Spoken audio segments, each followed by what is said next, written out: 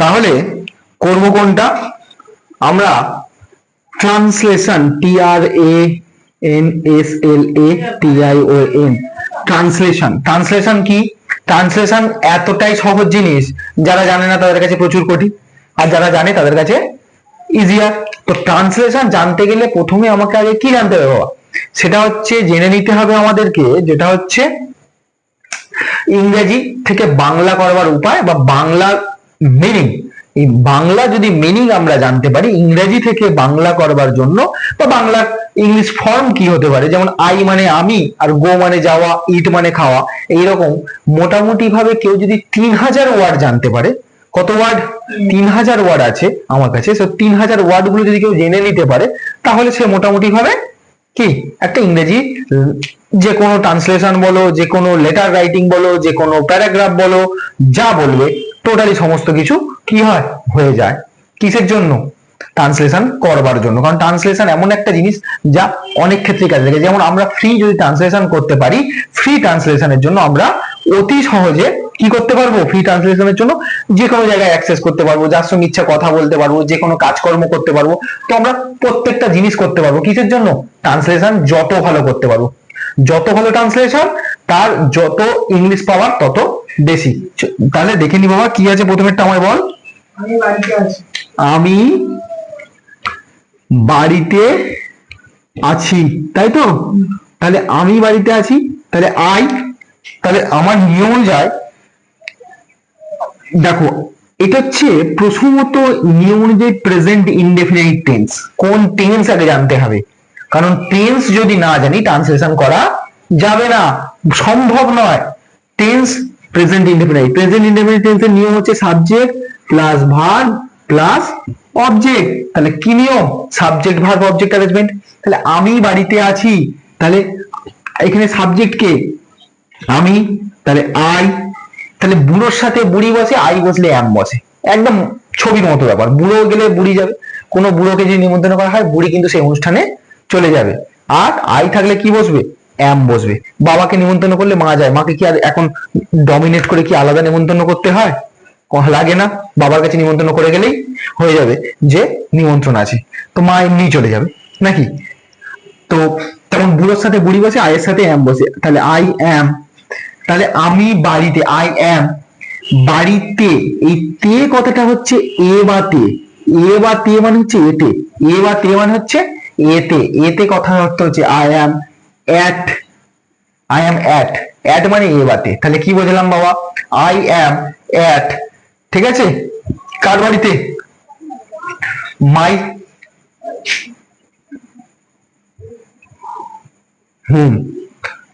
I am বা I, হ্যাঁ I have, I have দিয়ে অনেকে করে, আই হ্যাভ, আমি বাড়িতে আছি, আই হ্যাভ মাই হোম, ঠিক আছে? আর হোম আর হাউসের মধ্যে পার্থক্য কি সেটা একটু বলে দিই।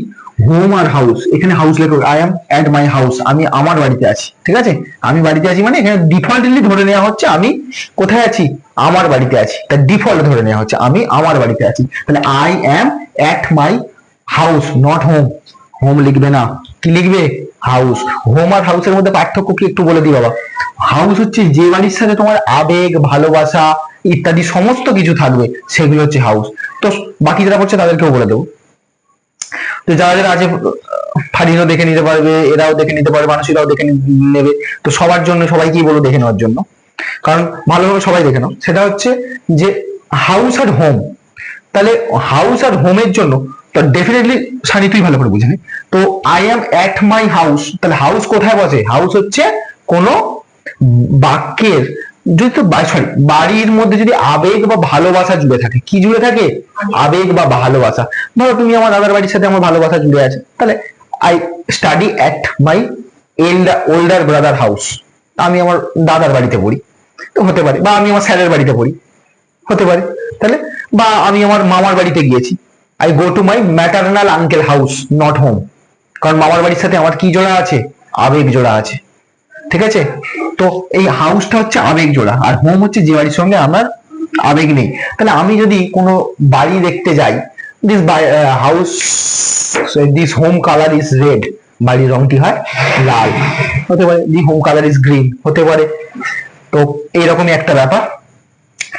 তাহলে আমি বাড়িতে আছি, I am at my home, আমি আমার বাড়িতে আছি। তাহলে কার বাড়িতে আছি? আমি আমার বাড়িতে আছি। ঠিক আছে, আমার ঘুরিয়েও বলে আই হ্যাভ আ হোম।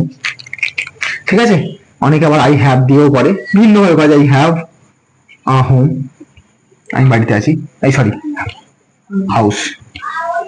তাহলে আই হ্যাভ হাউস, তাহলে আমি বাড়িতে আছি। তাহলে অনেক রকম ভাবে ট্রান্সলেশন করা যায়। ট্রান্সলেশন যে আমি যে নিয়মে দেখাচ্ছি এমন কোনো বাধ্যবাধকতা নেই, তবে এই নিয়মে করলে।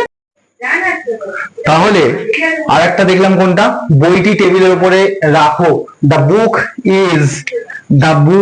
Is put on the table. কেন বুক? বইটি, কোনটি রাখবে? বইটি। তাহলে the book is put on the table, কোথায় রাখবে?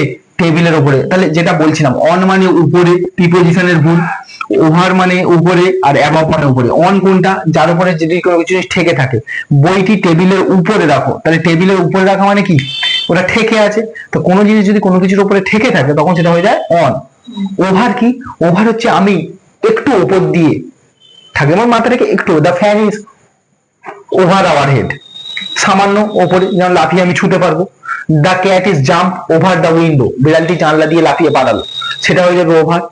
আর অ্যাবভ হচ্ছে যা অনেক উঁচুতে অবস্থিত, যাকে আমরা ছুঁতে পারবো না বা হাত দিতে পারবো না। এই ছুঁতে পারবো না বা হাত দিতে পারবো না, সেটি হয়ে যাচ্ছে অ্যাবভ। অ্যাবভ মানে অনেক অনেক উপরে, যেমন সূর্য, the sun is above our head, সূর্য অনেক উপরে। তাহলে তিনটেই উপরে। কোনটা হচ্ছে? কোনোটা হচ্ছে তোমার খানিকটা উপরে, কোনোটার উপরে ঠেকে আছে, আর কোনোটা হচ্ছে সামান্য উপরে। তাহলে একদম যদি যেটার উপরে আমি ঠেকে থাকছি সেটা হচ্ছে অন। ওভার মানে হচ্ছে সামান্য উপরে, ফ্যান। আর যদি অ্যাবভ বলি তাহলে সান, সূর্য বা চাঁদ। ঠিক আছে, এবার ভুলভাল বললে ভুলভাল হয়ে যাবে। I sat above the mat, তার মানে কি? আমি মাদুর উপর বসে আছি, আমি এখানে বসে আছি, আর মাদুর নিচে, আর আমি সেই চাঁদের কাছে বসে আছি। কোনদিন সম্ভব? তাহলে প্রিপোজিশন ভুল লিখলে কিন্তু সব শুয়ে পড়বে, তাই প্রিপোজিশন জানতে হবে। তো ভিডিওতে দেখে নেবে, প্রিপোজিশন দেওয়া আছে, প্রিপোজিশনের ক্লাস করানো আছে। ঠিক আছে, অন, অ্যাবভ, ওভার। তাহলে প্রিপোজিশন তিনটে বোঝা গেল কি কি জিনিস? তিনটে মানেই উপরে। নেক্সট কি আছে বলো বাবা, বাকিটাও দেখে নি, বলো বাকি অংশ কি আছে?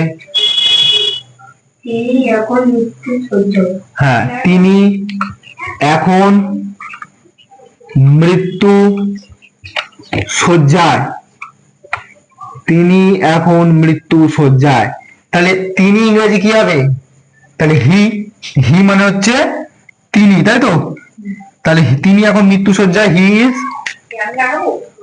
তিনি মানে হি মানে সে বা তিনি, হি ইজ অন